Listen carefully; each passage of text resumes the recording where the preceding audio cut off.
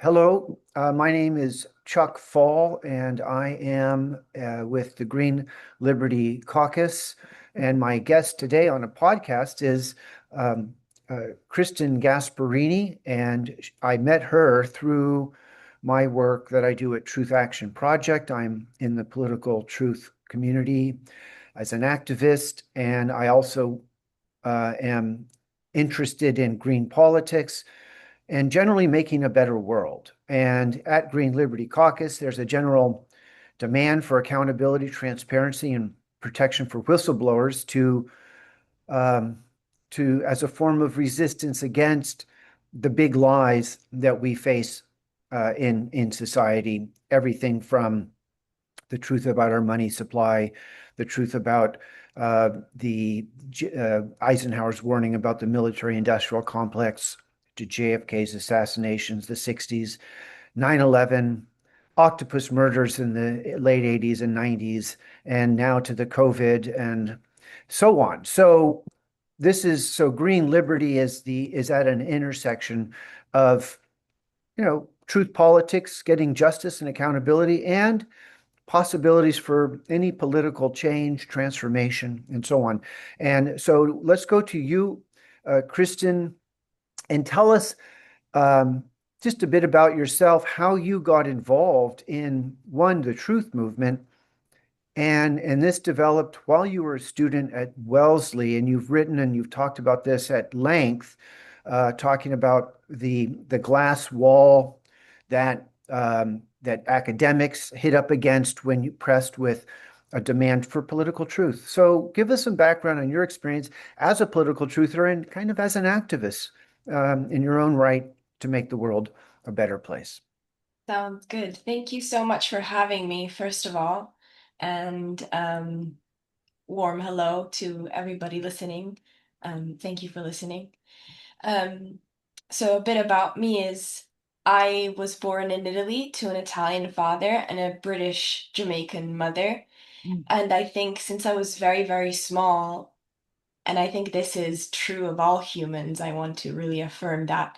Um, there was this sense of justice, this sense of a need for fairness. I think most kids would want for the children in Africa to have food on the table, and it's very hurtful to know that that's not the case for many children around the world.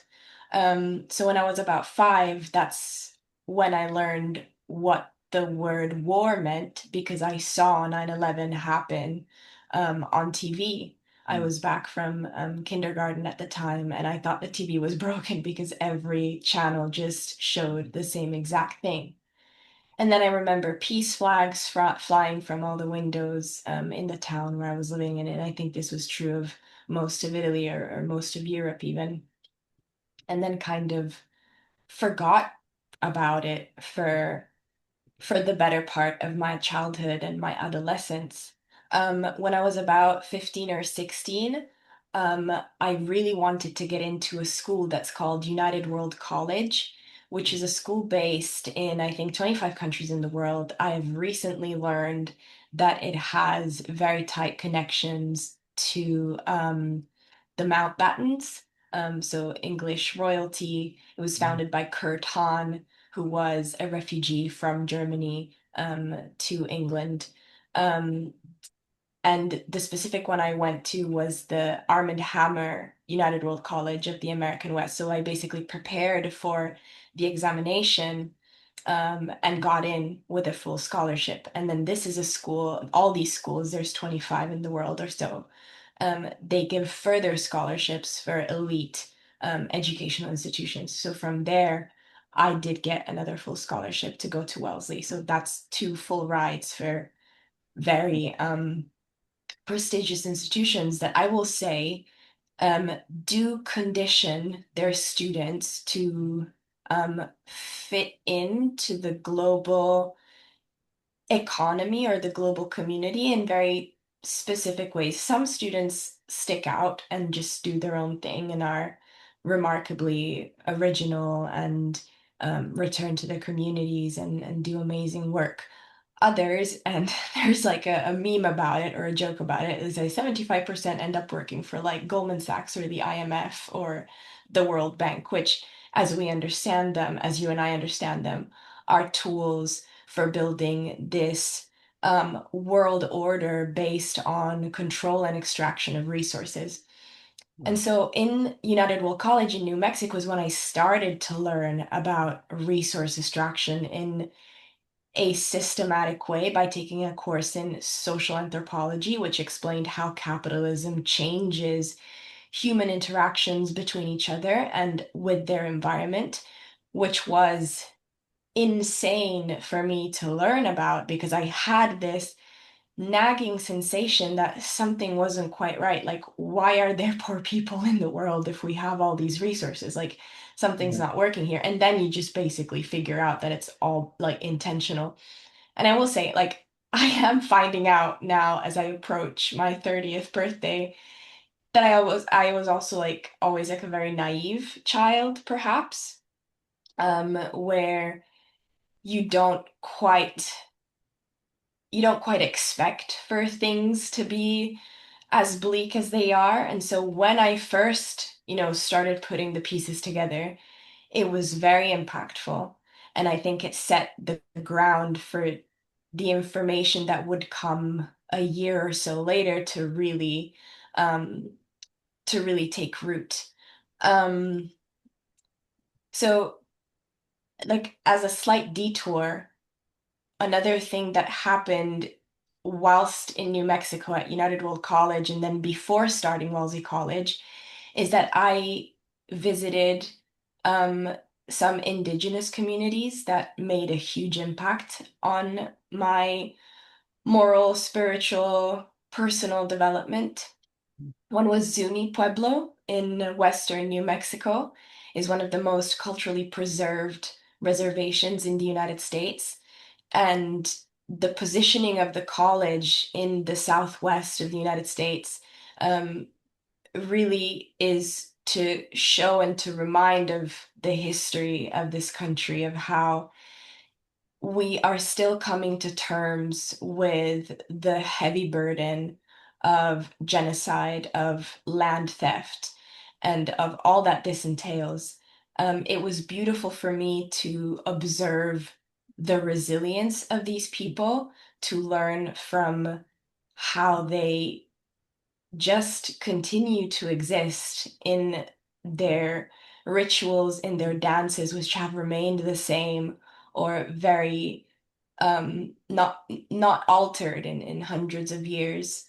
Um, and then when I went to South America for my gap year before starting Wellesley College, I again met communities in Ecuador of indigenous people who are trying to preserve their customs, who are fighting to protect the land and their territory. So all of these pieces went to inform how I feel about where our activism should go, where we come from to kind of figure out where we want to go.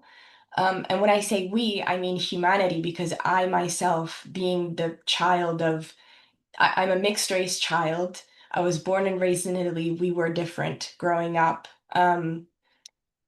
And I always felt like I wanted to just like go and see the world. And to this day, I feel a little bit uprooted and like there is value both in local community and in the formation of this global community that, whether we like it or not, has begun to form.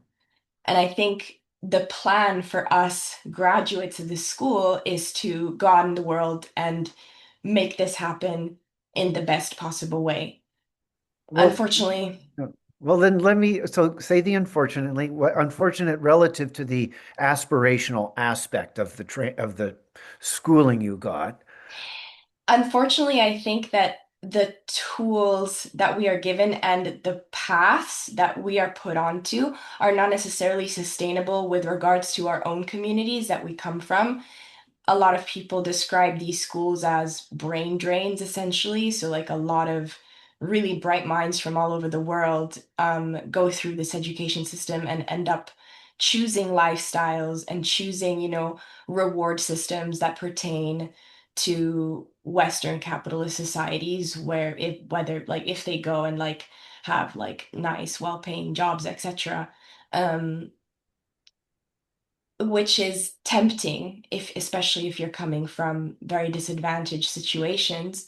And I feel a lot of us are yearning to find a synthesis, an appropriate synthesis from having had this experience and having been sort of fed this narrative about globalism and about the correct way to make globalism happen, and just the reality that globalism, the way that it's manifesting, is a lot more about turning a blind eye to the extraction that translates down the line to the privilege that people in the United States and Europe and the global north, which is not necessarily a global north. There's a global north and a global south in every major city you go to.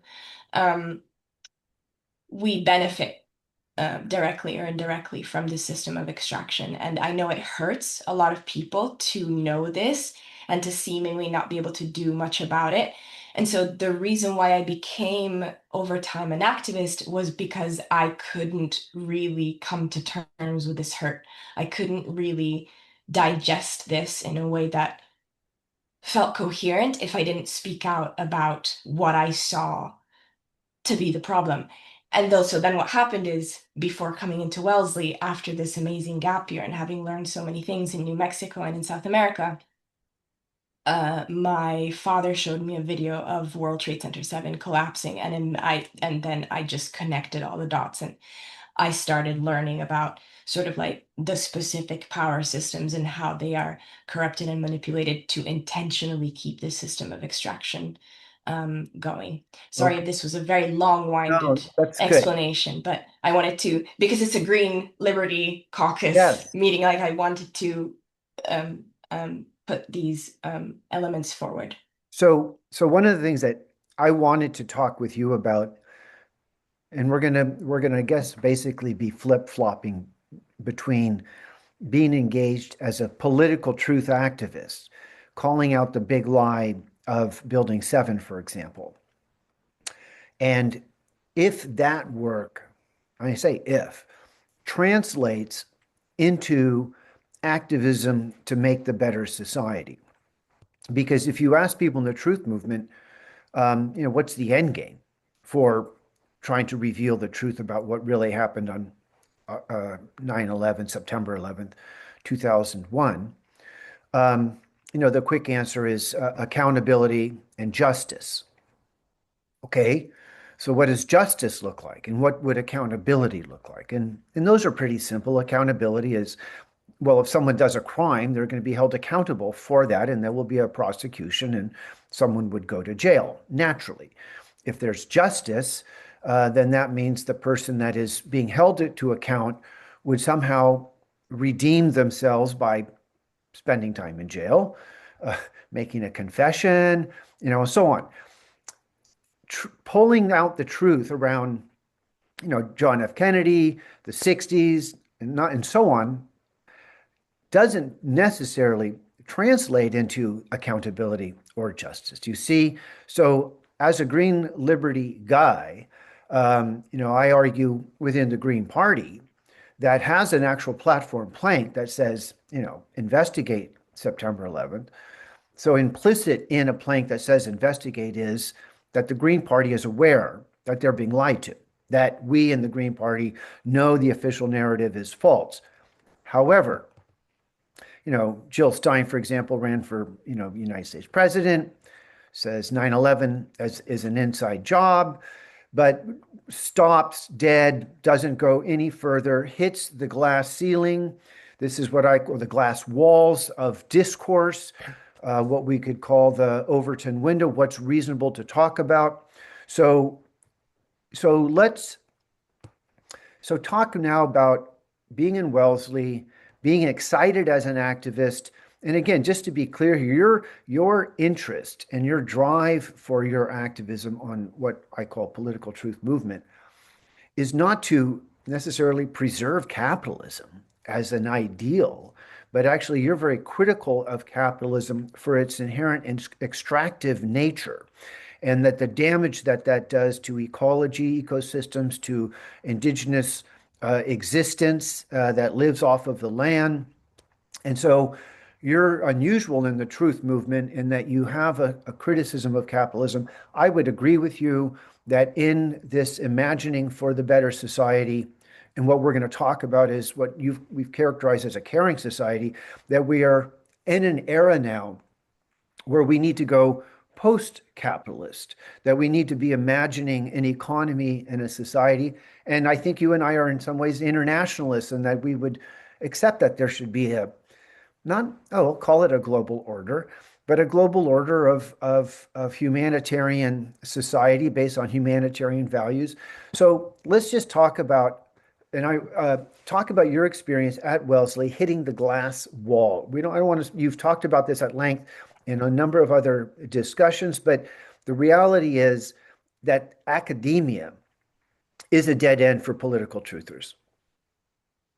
I mean, and if you're at Wellesley College, which produced the likes of Madeleine Albright and Hillary Clinton, like I was always gonna hit that wall. And I initially had chosen that school because they do have a really good financial aid package.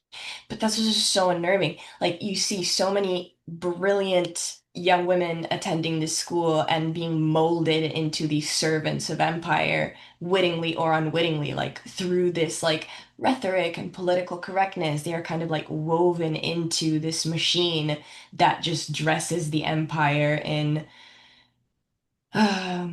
respectable clothes, so to speak. And I think Trump, what he's doing is just taking the mask off of that. But yeah, as I said in other interviews, I wasn't actually excited at the beginning. I was very quiet. I was very scared because I knew that if I were to talk about what I understood to be the problem, I would be ridiculed, I would be marginalized, I would be, yeah, just Shunned. kind of, What yeah, happened is they shun you. which is exactly what happened. So after about a year of mulling over whether I should do it, I just felt like I was dying inside and I was going to keep dying inside for the rest of my life if I didn't speak up. Just kind of like this sense of rottenness in the name of comfort, which I know a lot of us share. And I also just want to say to people, don't feel too bad about it. Like we can do it together, but I just know how much it hurts. It's a physical, painful experience. Um, The hurt and and so, physical painful is of being shunned and not being. no, of having of feeling that you're rotting inside because you know that something is wrong, but you're too scared to do anything Okay. about it. Like I went through like 6 intense months of that. Mhm. And then kind of, the next 6 months, I think I was actually depressed. The next 6 months was just like trying to function. And then the second my sophomore year, I was like, all right, it's time to do something about it. And that's when I did my first presentation academically on Building 7 in a news and politics class. Um, so yeah, started with that class. The professor wasn't very happy. She asked me to change course, change departments. The next semester, I'm mixing up semesters. I'm also writing kind of like a tiny memoir about like the Wellesley experience specifically. I hope to finish it by September 2026. Um, but the two salient or three salient episodes where this first professor wasn't very happy about me doing the presentation, but then I filmed the presentation and sent it to architects and engineers, and that's when I started volunteering for them. And Richard Gage gave me a phone call, and I started working with Andy Steele, etc. Second, I was in a another class called International Security, which is euphemism for war and how we do it. And the professor deleted my post from the class forum saying that the sources I was using were anti-Semitic already at that time. And we were talking about, for example, why the United States was still in Afghanistan 17 years after the invasion without mentioning the opium trade, without mentioning any of that, and sort of, the massive profits that someone reaped off of that.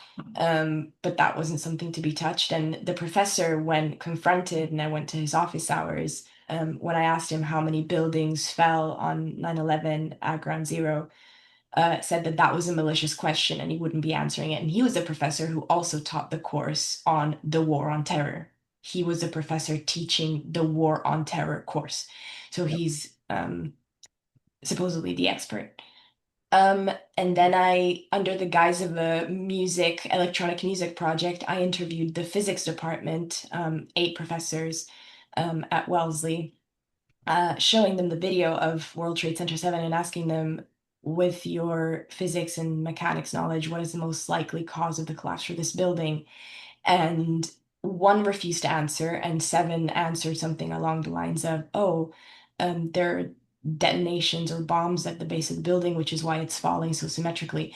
But none of them, 0%, knew what that building was. And when I told them, a few tried to change their answers and were like, oh no, then it was a fire. And the others were a bit stunned. But then eventually, I think they also went through like the realization that their position at the college would be jeopardized if they took a certain position with respect to this. And I had a few professors tells me like, I would help you. This is in other departments. I would help you, but I'm not tenured, so I can't do much. So the only professor that actually helped me was Julie Mathai from the economics department, the only Marxist economist at Wellesley College, professor emerita. She had graduated like PhD from Yale, etc. And she agreed to put her signature for me to do a presentation in the dining hall so that people could attend like while having their lunch. And initially the school said, yeah, you need the signature of a professor. When I came back with that signature, they said, oh no, you need the whole department, sorry.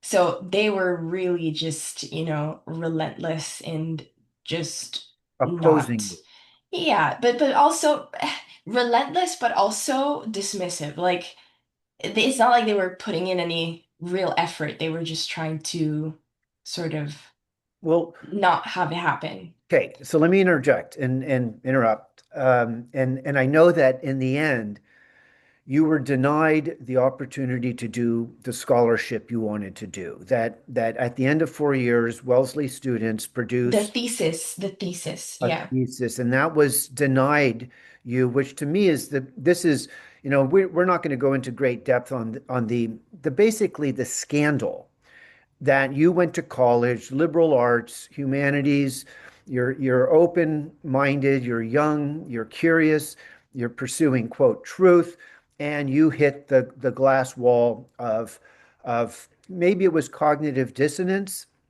and maybe it was a full-on conspiracy to deny the conversation.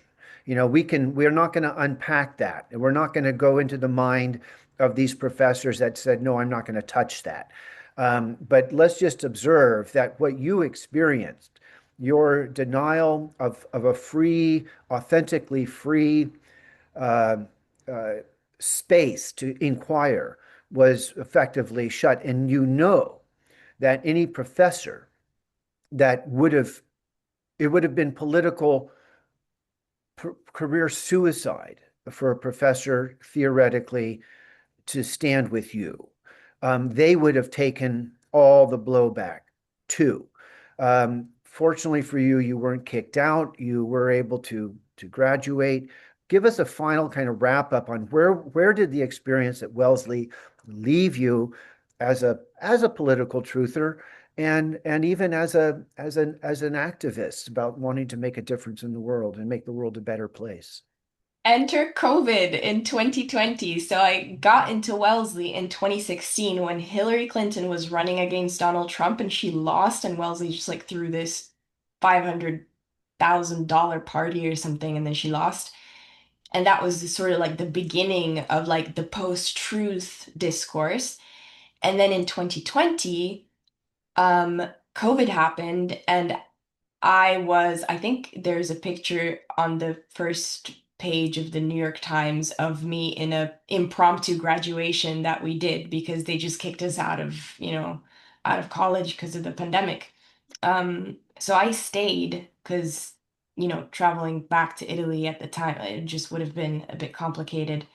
So I stayed in the college, um, and we just did online classes for 2 months.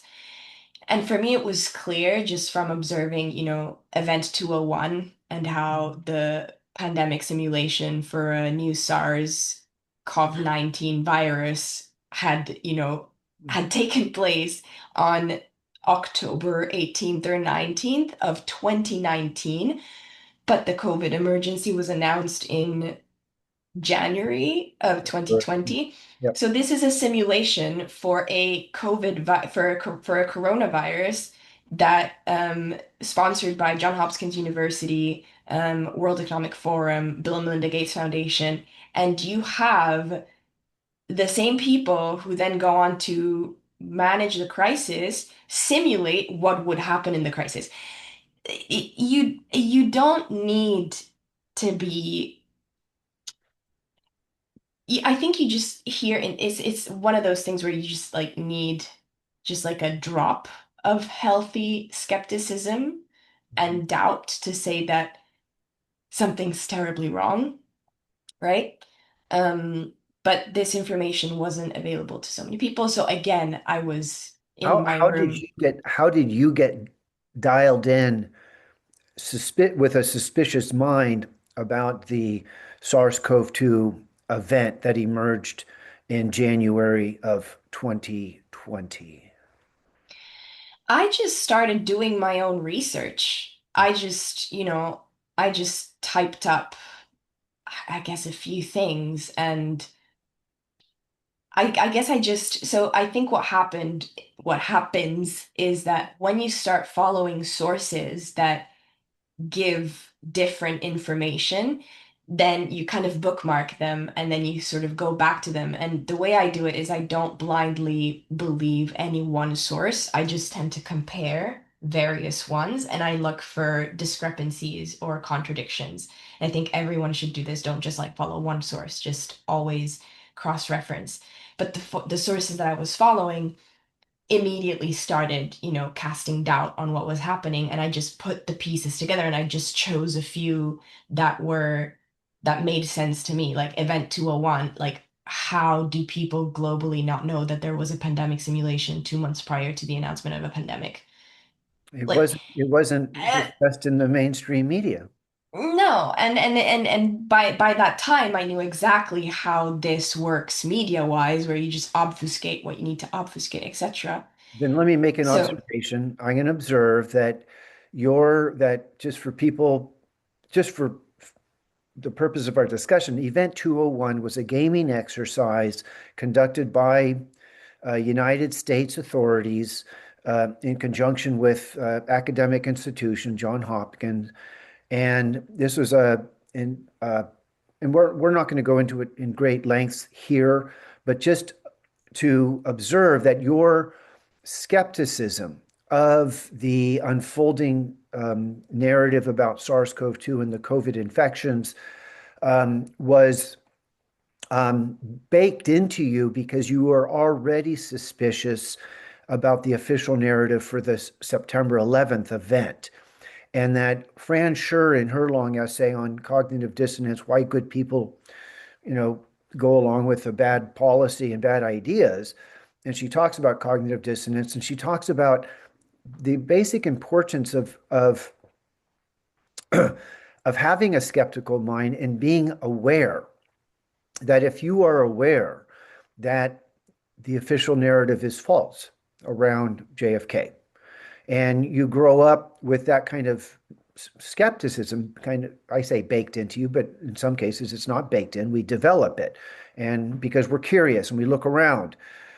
So I'm just observing that you are an example of someone with a curious mind who did quote your own research, and you did not accept the official narrative. So, and let's not spend so then the country went into lockdown. You were locked down at campus. You finished your uh, My academic degree. career at Wellesley, Yeah. and you graduated, and you didn't get to do your thesis because they denied you that. Shame on them.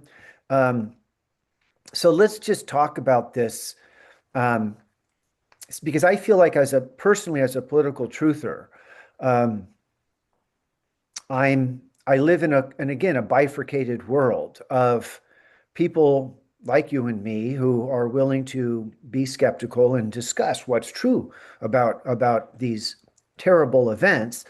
Um, and where you and I share a perspective, and that is that I guess it's our perspective on the nature of power itself and how, the capitalist economy is and it's an economy driven by money itself.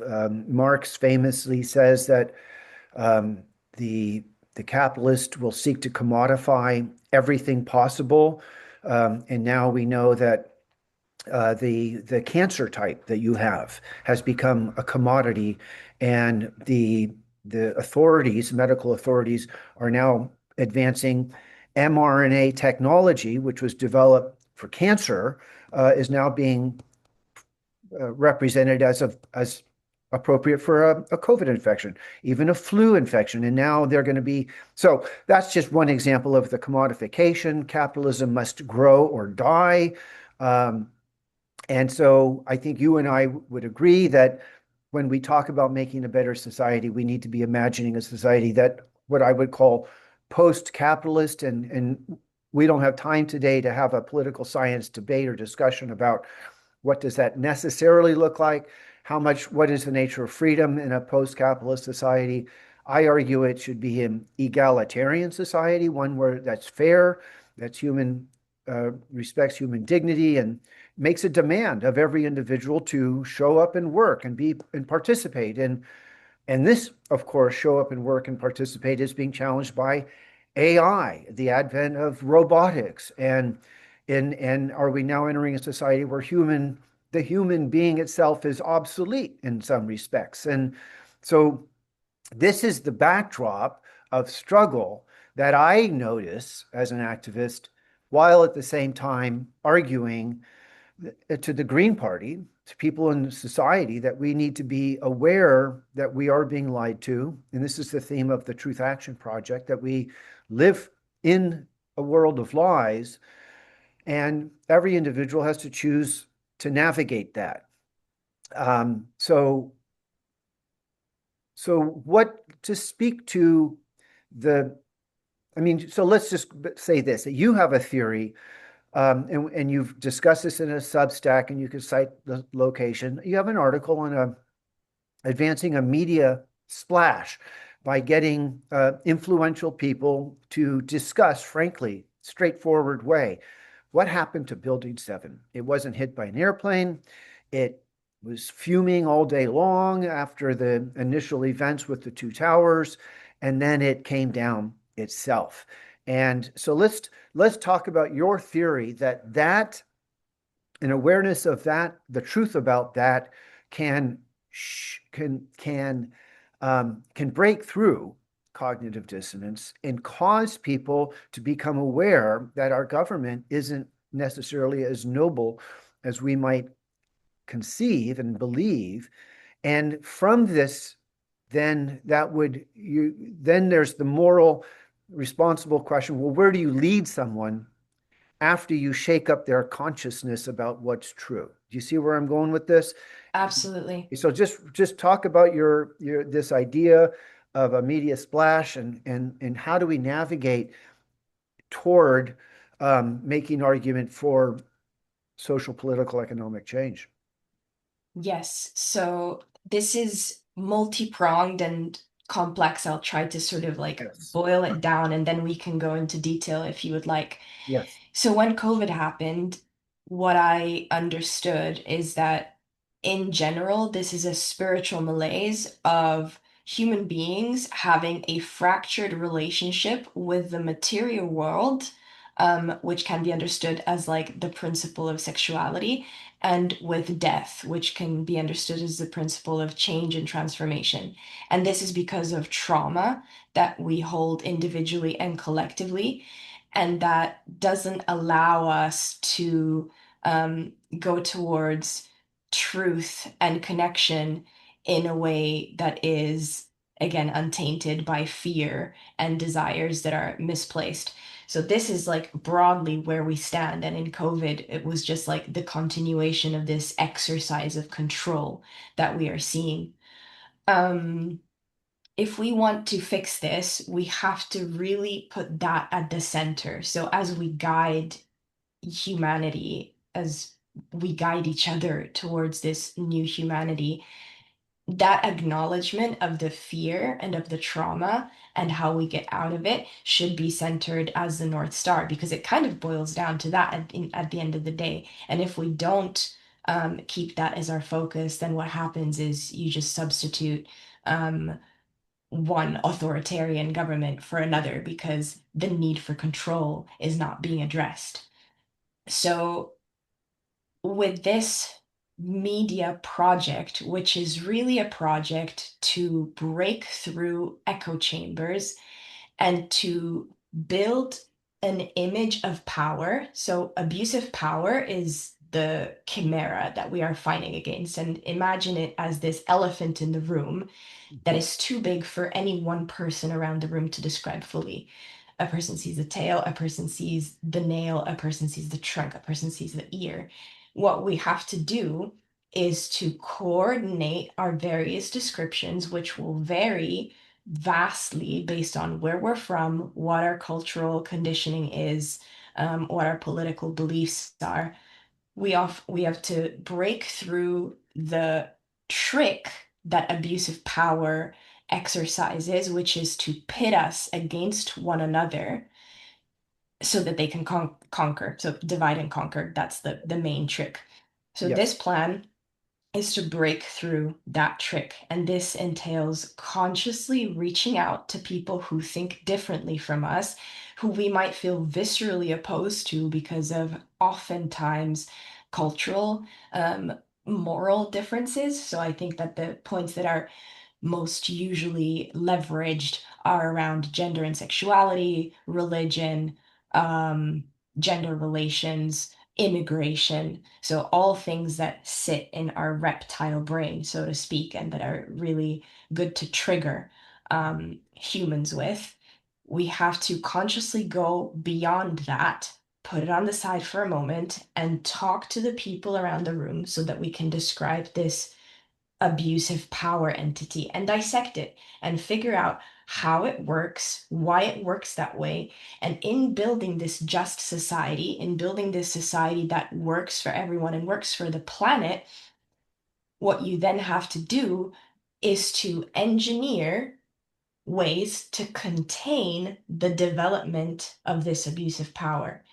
I don't think necessarily that we can completely address fear of death, need for control in all humans, right? Worldwide. This is a spiritual process. This is a spiritual project for humanity that will take many, many generations. And it starts with individuals and it starts in communities being vulnerable with each other in ways that are safe to start to dissect the reasons why we are so attached to the material world or so rejecting of it. Like, there are different ways that this disconnect with the material world manifests, and So with death. let me interject and interrupt here.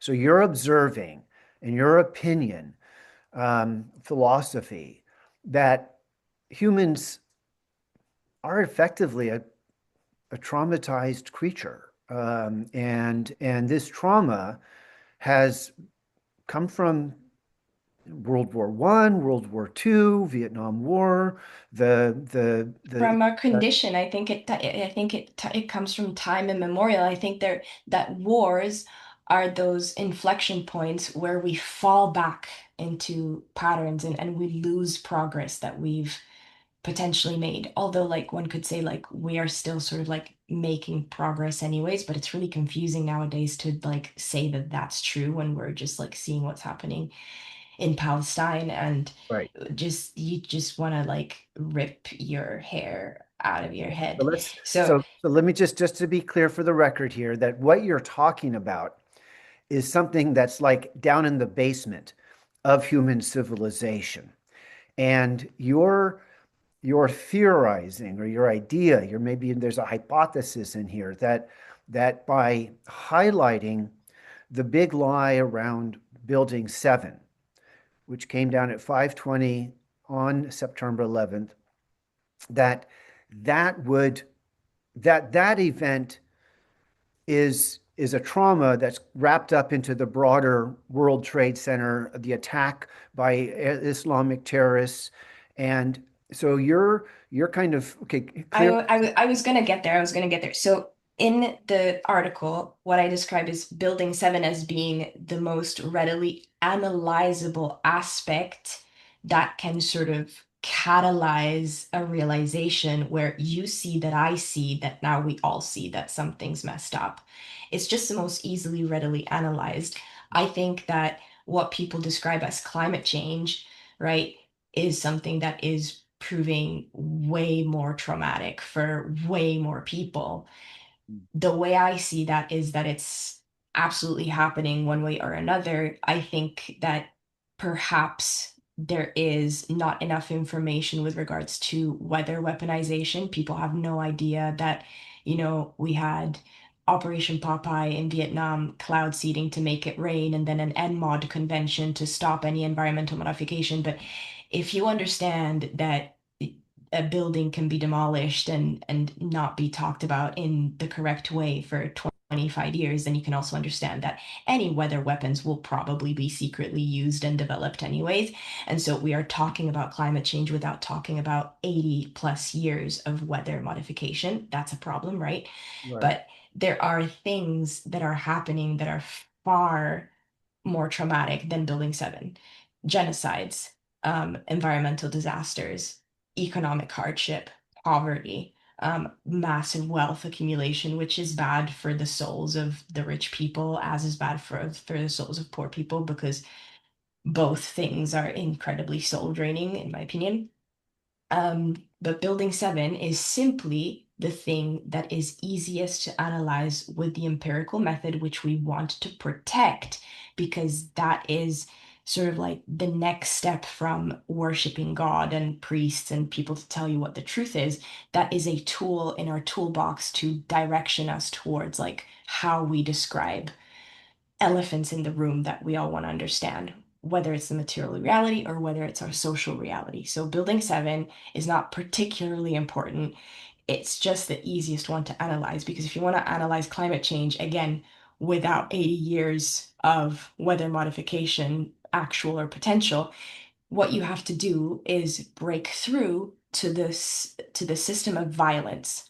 So violence currently is an institution that is allowing for this abusive power to continue unchecked. Building 7 cuts to the narrative of 9/11, which justifies going after the terrorists. And here the whole point is the United States is the terrorist organization dispensing terror on the entire planet, since its inception. Um, and a continuation of the British Empire. So we can talk about how that's a continuation of the Roman Empire, etc., etc. Like we don't have to go into those details, but basically the mentality of conquest and of control again is rooted in that disconnect that we were talking about earlier. So building 7 is the quickest way to cut to the narrative that justifies this violent system from keeping its control over everything. And that same system is responsible for climate change, however you want to understand it, whether you want to admit whether weaponization or not. The United States military is the number one polluter on the planet. in terms of just like as an entity in itself. It's the most dependent on fossil fuels, etc. It is what is allowing Israel to commit genocides against Palestinians. It is what is allowing the UAE to commit genocide against the Sudanese. It is what it's allowing the genocide in Congo to happen so that minerals can be exported to continue making weapons. And the whole point there is that there is a mentality of we have to be the strongest ever because there will always be an enemy on the other side of the world that we have to counter. But it's also beginning to go already without having faced that enemy, which is China at the moment in terms of like geopolitical analysis. We're already starting to arm our police forces against the citizens. So really, the ultimate goal is complete control over whoever wants to dispute your right to possess and accumulate resources to the extent that it's happening today. So I hope that clarifies like where Building 7 stands. Okay, It's just the most efficient way to tear down that narrative so that we let, can cover all of the other points that so let me ask you a question because I'm in my activism, my political activism. Um, my question really here is, what if we we call us leftists, the people that want to make go post-capitalist society, a caring society, and we've been going a while now. We should loop back and talk about what does a caring society look like? What does a better society look like? Because in the truth movement, especially at TAP and certainly in the green movement, the idea of a better society is haunted by the fact of all the militarism and the warmongering and the powerful elite that actually profit from war and use war to divide and conquer us. So my question is the truth is doing political truth work necessary for arguing for the better society?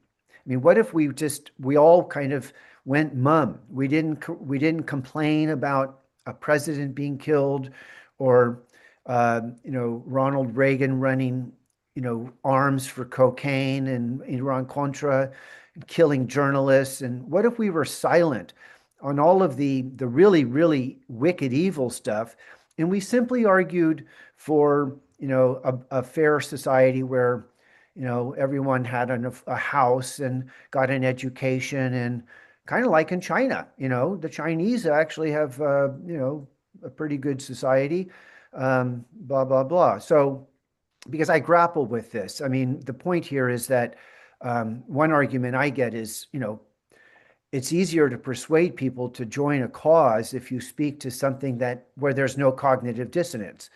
And the point would be, John Spritzler, my friend, radical egalitarian, says, well, the majority of people already recognize that the plutocracy is a problem, that there is a problem with the plutocratic warmongers driving war. So why not just focus on making a world, peaceful world by resisting war and not talking about the secret, wicked, evil stuff they do?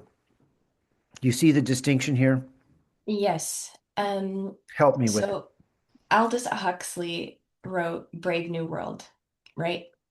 And in Brave New World, what you have is a just society based on the engineering of human beings to want or not want certain things, depending on just how they're built from scratch, right?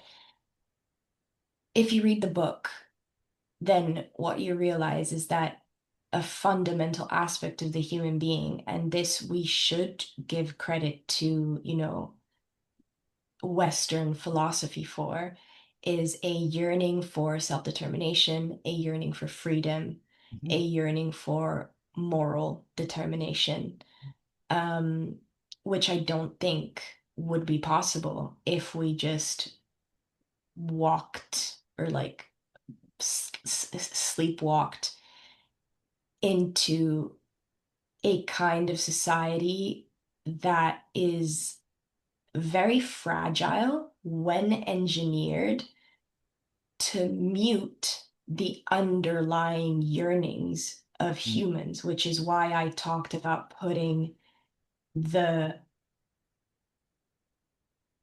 the healing from individual and collective trauma at the center, the healing from the disconnect with the material world and death, the two sort of like poles of existence, if you want to call them like yin yang, however you want to conceptualize of them. We as humans have a very hard time existing in peace with those energies. If you mhm, ignore that, and if you build a society that simply sedates humans through the satisfaction of those needs, but in a way that is engineered rather than understood, I think that we haven't really learned much. Like we're just in whatever other tyranny of comfort and some other kind of extraction mm. that would manifest as. And So I'm going to I interject here. It sounds like what you're suggesting is that that part of doing political activism can't just be about rent control.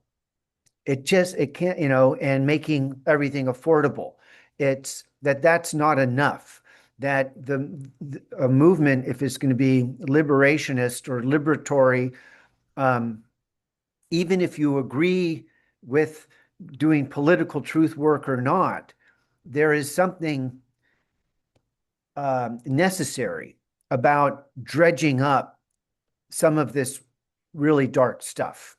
If in the political because truth movement, is that what you're be, getting at? absolutely, because otherwise it will just manifest sometime down the line in a different way.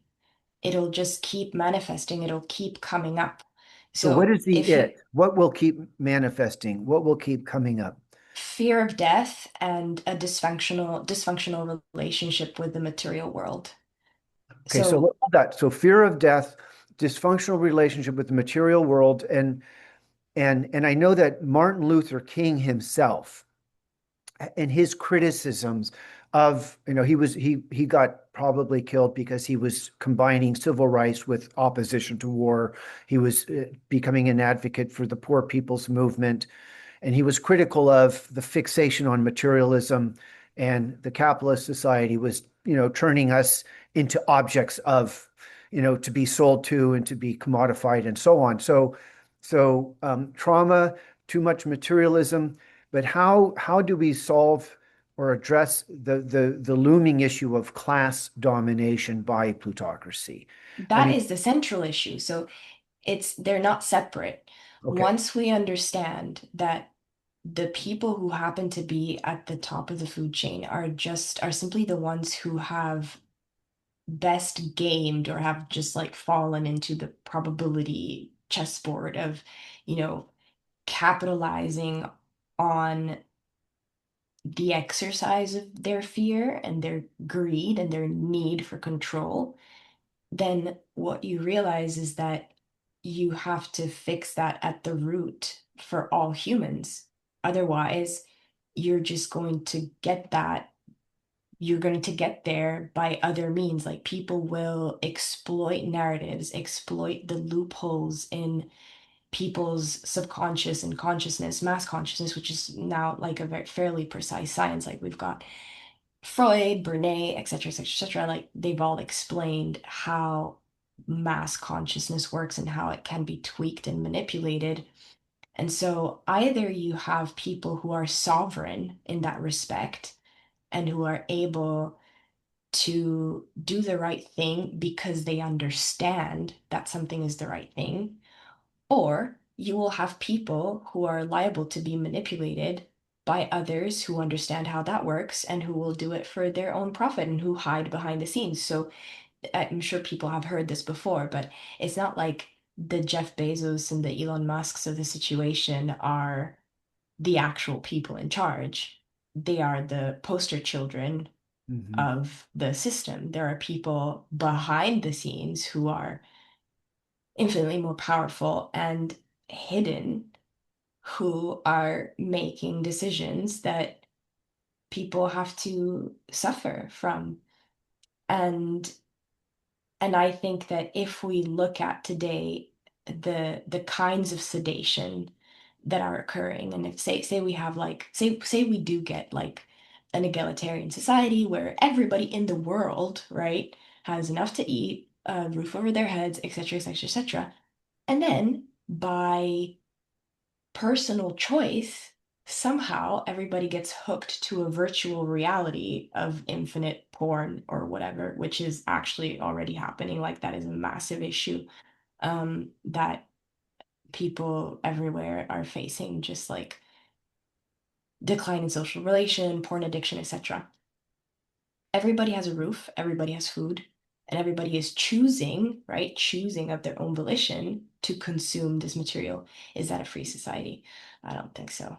So there's and you wouldn't know who the people behind that were unless you had a society that doesn't optimize for food for everyone and sort of like a fair distribution of material resources. What you want is a society that fairly distributes spiritual resources, communal resources to develop spiritual strength, psychological strength, cognitive strength.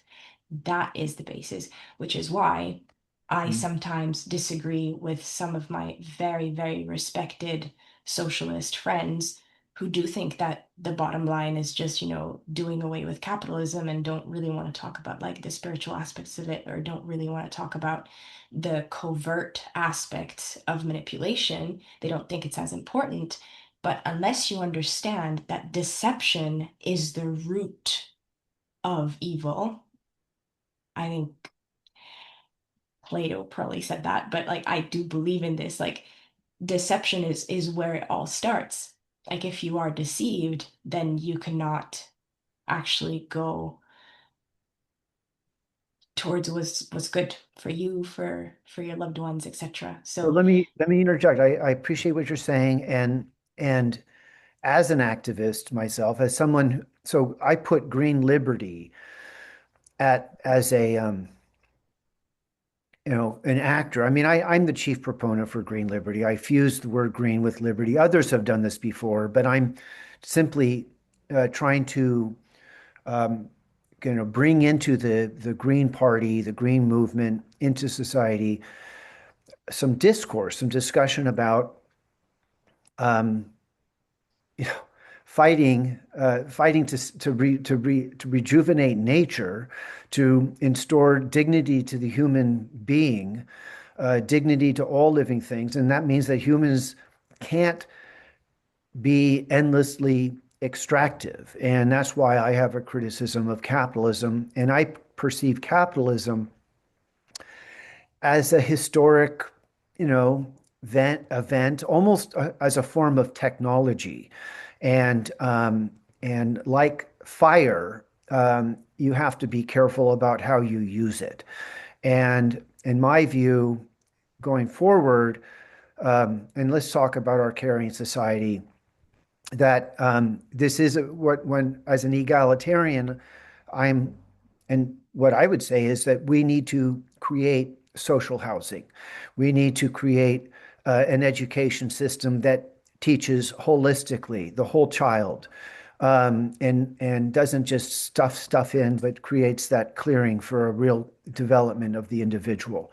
Um, and that we want in our society, we want people to be, quote, free thinkers. We want, because that's where democracy becomes effective, is when, Ralph Nader has a famous notion that if you have a problem, put, 25 interesting, smart people together and let them talk it out. And in all likelihood, they're going to come up with a pretty darn good idea on how to solve the problem. And I so agree. and that's why I call myself a small D Democrat, a radical Democrat. And the counterforce to plutocracy is the empowerment of our locals, the building of the cities into free entities directly democratic. And that means we're teaching our young people to be civically oriented, to be political animals, and so what you've convinced me of is that it is important to do political truth work, that it is important to call out big lies, because Thomas Merton observed that the willingness to look at these big lies and to look into the abyss of human evil, what he called the unspeakable,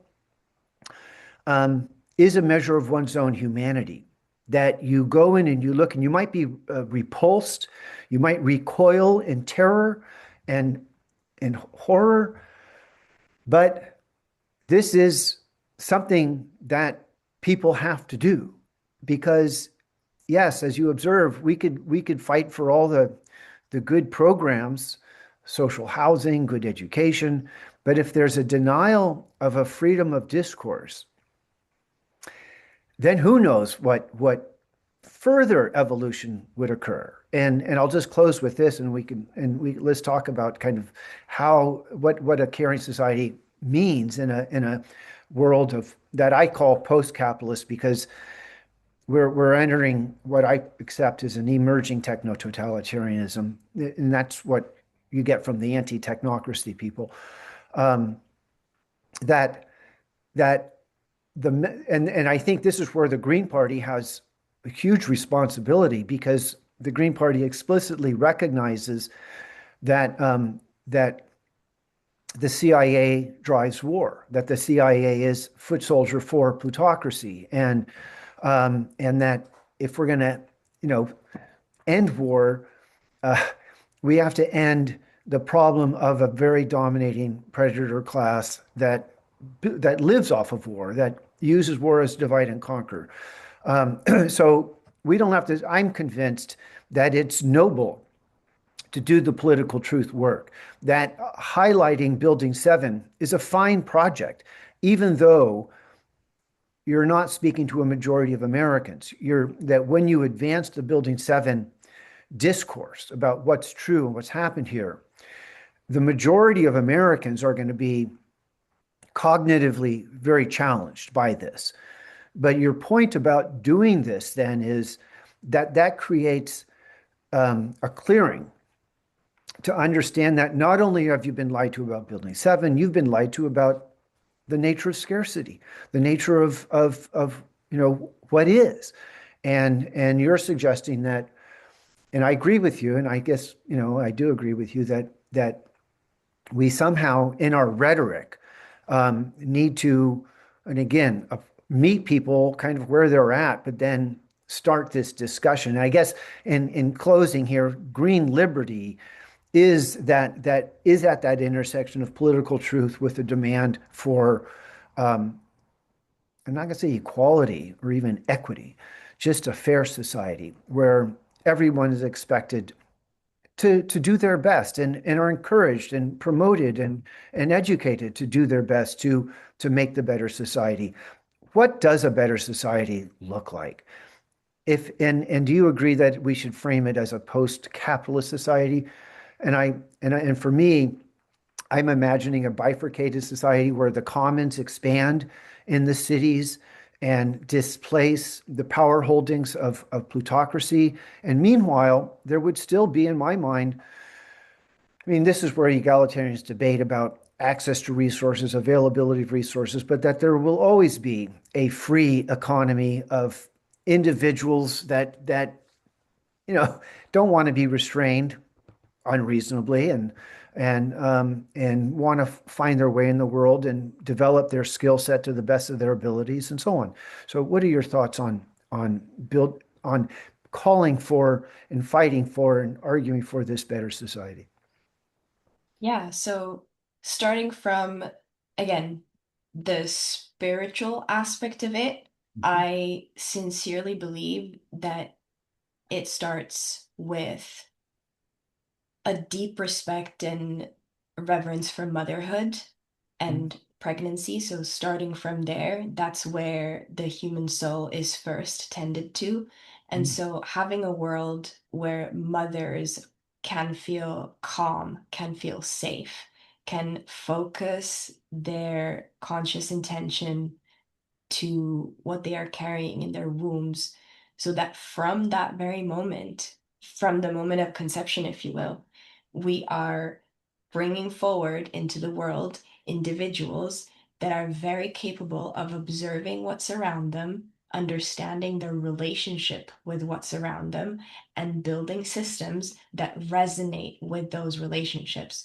So, for example, a post-capitalist society that honors both ecology, the community, and individual Mhm. freedom and autonomy and individualism to an extent. That's the dance. It's the balance between how we relate to our environment and how we relate to ourselves and others, and how we are different from others. That's the delicate balance that we're trying to reach. So what that looks like is having laws that clearly delineate what you can and cannot own. You can own the fruits of your labor. You cannot own something that was there before you were there, right? So land, mountains, water, resources, those we will need law that make those communally owned. And then depending on where we are, how we define those, like that's the game of figuring out how we share all these things and how we exchange them on our small planet that we're on. Mhm. What you can sort of be different in is your talent, how you develop your skills, and how you exchange those skills, and even your very self with other people. I don't think there should be very many restrictions around that. And I don't think that a state should have a say if you are profiting off of your own labor without taking away from other people, so to speak, right? Mhm. So it's a society where there are domains for capitalism, so to speak, and domains for socialism. I don't, because if we look at how things have been up to now, the control of natural resources has been mediated specifically by violence. Mhm. So a just society is a society that doesn't need violence to function, or where violence is used only to keep the bullies in check. And this is a gendered side argument. The violence enterprise, which we can say it's an enterprise of the male gender, if we want to say it like that, like a majority of war is done by majority by men, right? The purpose of the potential for violence in men was to keep the bullies in check. Instead, we have a human society of men that admire the bullies that are prostituting their bodies, right? So war is the honorable prostitution of the male body. That is what war is. But Mhm. we don't think of it that way. We think of it, oh, I'm honorable because I'm dying for my country, whilst very few people are profiting off of your uh, maiming and death, right? So it's a society, a caring society, a just society is a society where masculinity is celebrated and where its function is to socialize people and other men into being just, into being correct, into not being bullies. And the bit where the truth comes in is that there are different ways where you can manipulate and trick people and perform violence, right? So there are different kinds of violence. There's overt violence that is being exerted right now. As we go forward, that will morph into cognitive violence, into maybe perhaps more deception. So that's why we have to keep that at the forefront, because as we shift from these systems of like overt violence to covert violence, if we don't keep that as at the forefront, it'll just keep happening. Mhm. Um, it's a society where the institutions that we already have are not necessarily dismantled. So if the military's job is to protect people, then you don't just dismantle militaries, you make them pick up trash from the ocean. You make them first respond for tsunamis and earthquakes and floods, which is what we're going to see more and more of. So we can absolutely repurpose the tools that we already have to actually serve their function. we can use the international institutions that we have to actually redistribute wealth, which one way or another should just be taken from the people that have amassed it, because that is theft, and redistribute it to the places that have bled for hundreds, if not thousands of years in order to provide that wealth. So there needs to be massive wealth redistribution. There needs to be decentralization. So the idea that each territory, which has a precise topological conformation. So you have slopes, you have rivers, you have mountains, you have shade. You observe your surroundings and you make sure that each human community is as self-sufficient as possible in place.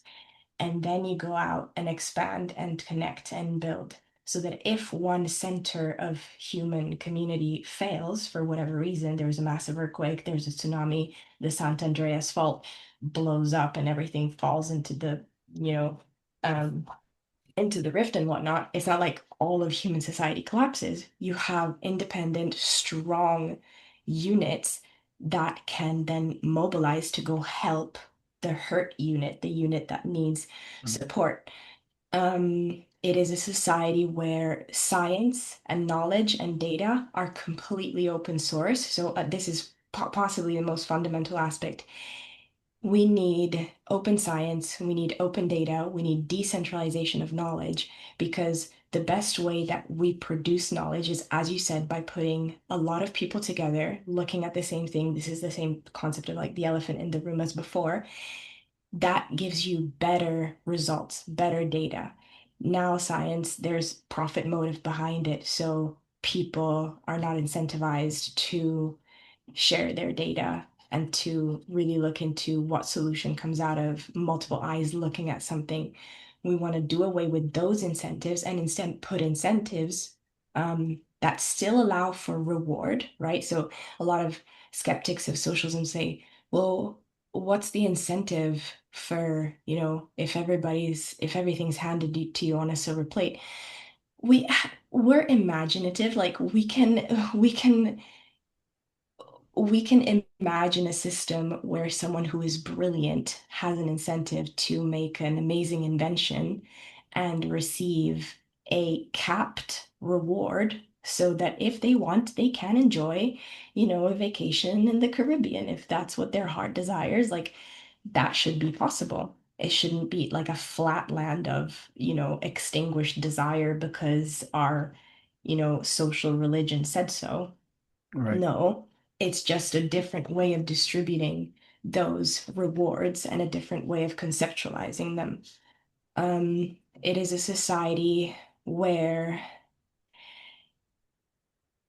the issues of sexuality and death are put front and center progressively in a way that is culturally sensitive, in a way that is progressive, that builds and that is digestible, and in a way that kind of brings back this intuition that I think most people have, whatever religion they are, unless they're fundamentalists. But I think that most people who look across religions can see that God is the same thing all over. It's just described in different words. And if you take mushrooms, like you've probably seen it, like you just connect to this consciousness field, which kind of has you realize that we're all the same thing experiencing itself. And so once you really understand and embody that, then what happens is caring for the other means caring for you. And so then death, sexuality is the energy that has us relate to the material world in a way that is deeply pleasurable, but not just because you're having sex, but because you are appreciating the air on your face, the colors in spring, uh, the coldness in the winter, the taste of the food that you're eating. Like that is like the eroticism that is our birthright as humans and that we are kept away from because we're so concerned with death and not having enough. But that is readily accessible to everyone. And at the end of it is not a dark pit of despair and forgetfulness forever and ever, which is how we conceptualize of death now. It's simply a transformation and a reunion into that cosmic consciousness that we don't just come from that. We are that in real time, every breathing moment. So it's a society where these concepts are explored interculturally. People talk to each other. And this is my UWC kid inside of me that still believes in that mission, right? Like that's the purpose of that education is to unite people, nations, and cultures for peace and a sustainable future.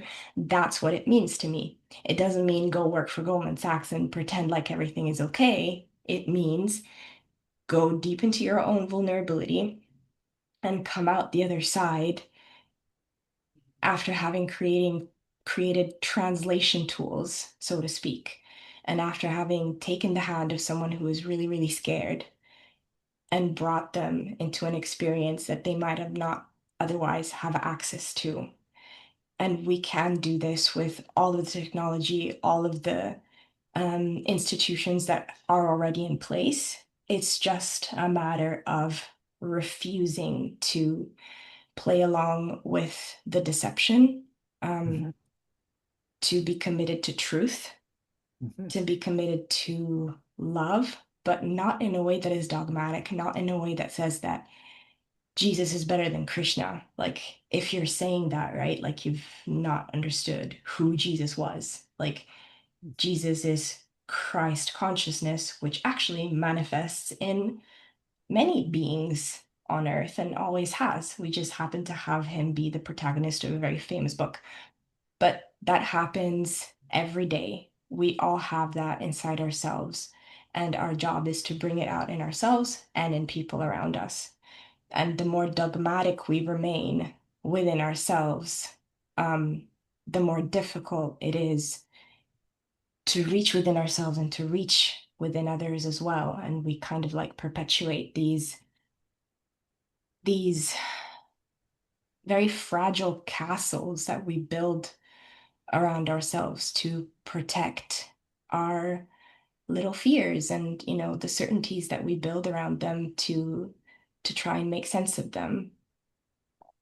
I hope that makes well, sense. hey, that no, There's probably more, but there's tons more, and I'm in the interest of we're going to wrap up our podcast. We've been going for more than an hour, and we've covered the topics that I wanted to cover in terms of making sense of, my own political activism, my desire for a better society, and you and I share that, and we also share indignation at being lied to and being the deceptions. And what I struggle with personally is, um, connecting political truth work with political work.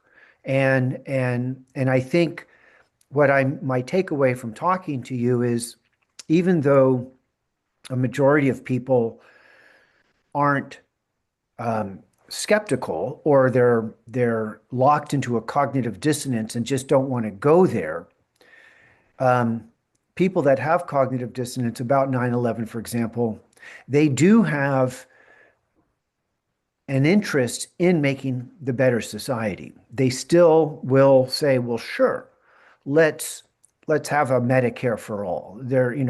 No one should go bankrupt because of a medical condition. No one should be kicked out on the street because they don't have $600 this month. And apparently but for $600, someone goes homeless, right? And these are all easily solvable. But and this is kind of like, in the end, if we have all the creature comforts of human dignified life, but we're still being lied to by our authorities, we still have a psychological, emotional, spiritual problem.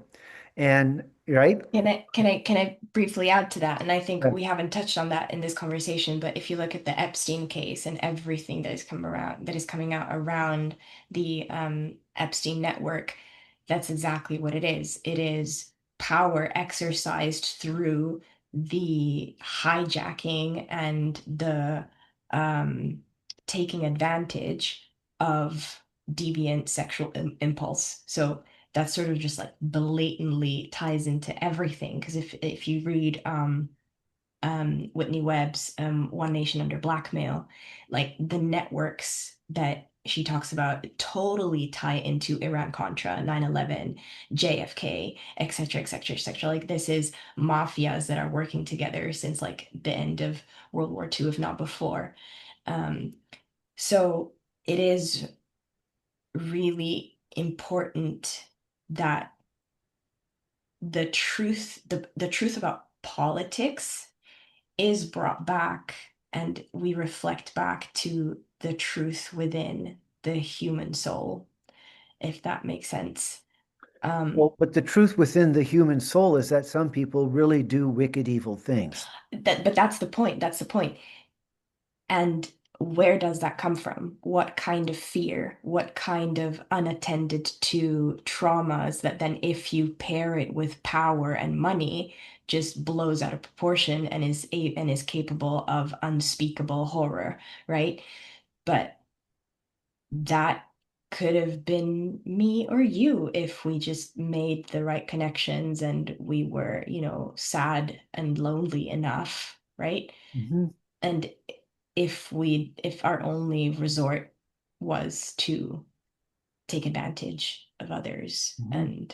and pillage. And so unless we keep connecting back to that in this work, that there should absolutely be just straightforward work of trying to put the bad guys in prison, whatever. Like, yes, we should do that. But if we do that without addressing the stuff, it'll just keep going. And that's why I say that, like, mostly we need to focus on mothers and pregnancy because the emotional imprint of a human being happens within the first 7 years, but you can argue in pregnancy, like from Well, conception so onwards. so let's close with this. And being poor is traumatic. Absolutely. It's so bad. It's Yeah, very, very stressful to be poor. And so now we're talking about a poor mother carrying a child or mother to be. And the very fact of that poverty is trauma being transferred into baby. absolutely. So so I mean, I think our freedom movement could probably, without talking about deep state crimes, simply argue um, that for socialized healthcare, socialized housing, socialized daycare, the egalitarian principles from each according to his or her ability, to each according to his or her need, that we simply demand that. And I recognize, and I'm saying this only to the classical lefties that don't talk about state crimes, that don't talk about, the Eisenhower warning about military industrial complex and the power behind that. The, classical socialist communist types don't, they dismiss that as irrelevant to the task at hand, which is to, seize the power of consumption and creation and machines and all of that kind of stuff. And I that doesn't do it for me. Um, and so I guess what I'm going to close with is our movement, and this is where Green Liberty stands, is that the right of mothers need to absolutely be defended. And I think that that is a great place for us to be. And, just, And mothers, yeah, go ahead. human mothers, but the earth is our mother, and the As earth much, needs to be defended. correct. That's our mother, right? And so, that's that I have, and then the question is, okay, so while we're demanding justice for that and creating social program to support mothers and take out the stress of being poor, And that would include, driving while black, driving while brown, and now it's just walking down the street while brown because of the whole ICE thing and so on. So we are in what David Hughes calls omni-war. It happens on multiple levels from the very banal, do I have enough money to pay rent? Can I buy any decent food?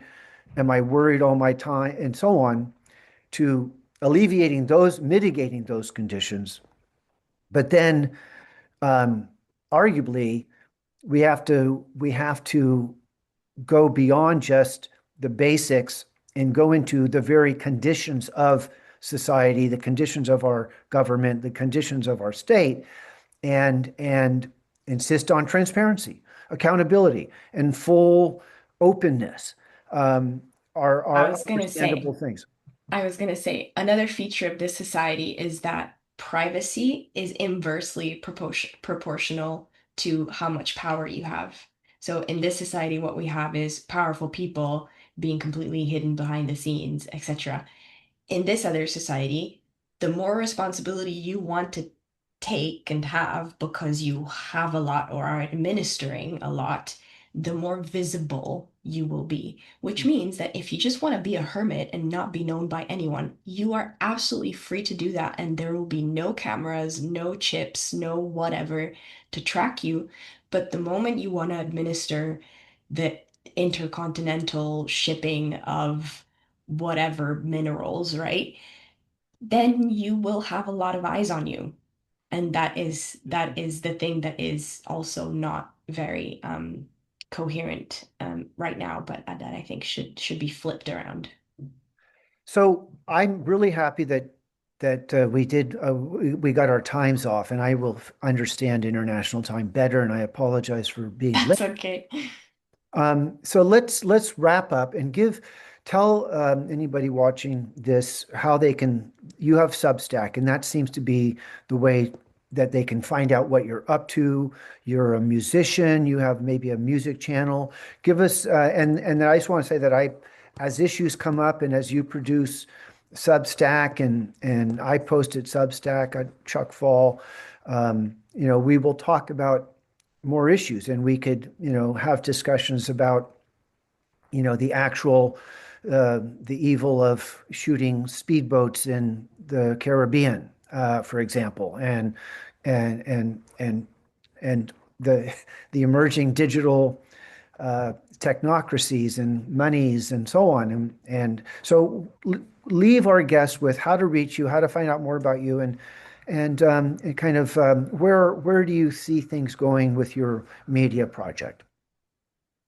I am reachable on different platforms from Facebook to Instagram to YouTube to Substack. My name is always the same, Kristin Gasparini. So you just look my name up and different options should come up. Please do contact me. I would love to get in contact with people who are working towards the same things. And I am currently battling my own fear to be seen and perceived because I think what I should do is just consistently express these thoughts more and put them out there Mhm. and, um, get over my fear also of expressing what my experience has been around pain and heartbreak, which I know is common to all of humanity, but this is that I'm in the throes of exactly what I'm talking about, which is why I've not been as consistent so far. Also, just surviving in capitalism and trying to do this work is not exactly easy. So I have a job and I'm trying to put out music and I'm trying to have these conversations all at the same time. My brain doesn't prioritize anything as being more important. So I'm trying to do all of it. But I think, yes, I'm working on myself so that I can consistently reach more people. But I also really, really appreciate the help of anyone who would allow me to have this conversation with more and more people who don't necessarily agree as well and more, most importantly. So having this conversation as many times as possible with as many people as possible is such a gift. And I think that the whole point the whole point of the media project is this. Like you just talk about this idea and you just keep building seven in the middle so that people are like, all right, yeah, so that happened. Right. So violence, what are we gonna do about it? Right. But then you talk about all of these other things around it and how we differ on our conception of morality and religion and, everything that makes us tick. But insofar as this conversation happens and we're trying to build an image of this elephant on the one hand and an image of this better society on the other hand, we are progressing, I believe. On that note, towards making a beautiful society, and I wish you well in your efforts and good luck. And yes, this will be posted at the Green Liberty Block YouTube site, and it might get taken down because we mentioned the C word. But I also post at Rumble, and I'm happy to share this with you. And you could post if you could share it on your Substack. I really appreciate our conversation, and Thank you. no, I do too. it's open. We're both grappling and struggling, so let's keep up this hard work, and God bless. And I will be in touch with you, and I'll just close with this actually, that I'm Truth Action Project. I'm going to the board and asking them to kind of get on board the media project that you're advancing, and again, you've written about it at Substack, and I think there's something to that, and it's a good idea. So I'm personally on board, and we'll be talking some more. Okay. Thank you so much, Chuck. All right. Thank you. Let me end I my appreciate it. recording. Ending the recording now.